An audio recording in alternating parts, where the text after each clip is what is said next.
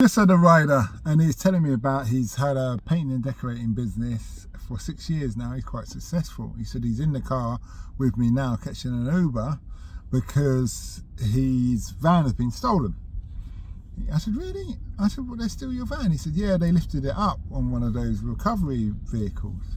He said, you watch them on the CCTV, they come in all the high veers, they knew what they were doing, they look professional, just like, so no one would stop them.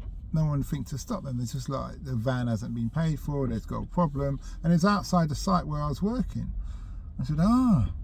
He said, do I know where it is though? I said, yeah, it's got a tracker. He said, yeah. He said, it's down in Tilbury docks. I said, you need to move quick. I said, like, shall we go there now? He said, no, don't worry, the police said they're going to go there. I said, you really waiting on the police? He said, yeah. I said, okay. He said, there's no ships leaving from Tilbury docks until latest on this afternoon. And he said, they promised they'd be there by 9 or 9:30. I said, okay, time will tell.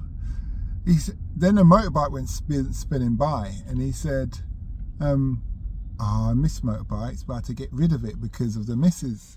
And we've got 3 kids, and she said she's no partner of mine driving a motorbike. I said, well, it happens, you know. He said, my last motorbike got stolen. I said, so did mine. I said, what happened to you? He said, well, my motorbike got stolen, and then I had a tracker on it, found where it was, went there with a mate. It was in the back garden. So I kicked off this person's fence, got to the motorbike, tried to put my key in to bring it back, but they changed the barrel, and there's a bit of barrel on the floor where he had changed the barrel. So I looked around and I saw, sorry, no, he didn't look around. So I lost it at that point because I couldn't get my motorbike back. So I went and knocking on his door, kicking his door until he come down.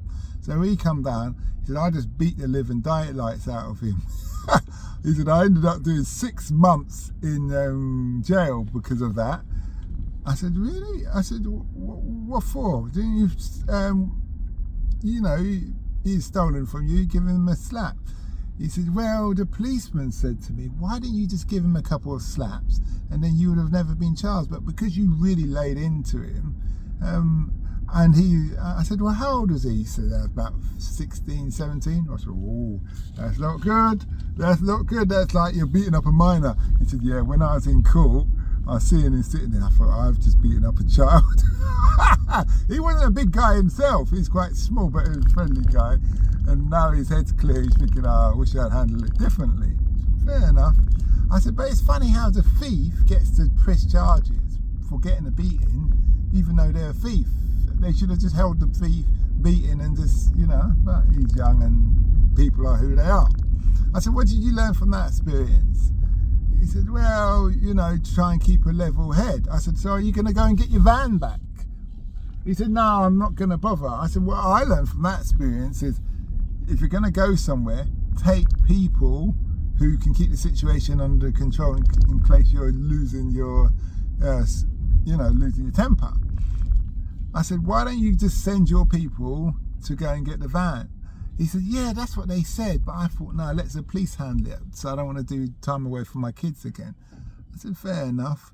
I said, but I would have sent my people there, but gone to the police station and said, we know where our vehicle is. To save you time, we're just going to get it back. We're letting you know we're not going there for violence or anything. We're just going there to pick it up. So if there's any issue, we're going to call you straight away. Then you can beat the living day out of some of them and so they attach you and call the police. No, admit that bit, but yeah. But he said, yeah, I know, but let's just see if they're gonna do what they said they're gonna do as a police. But at the same time, I said the clock is ticking. That's going to end in some Eastern European or Scandinavian country because that's where Tilbury Docks ships go to. But my question to you, as usual, is what would you do in that situation?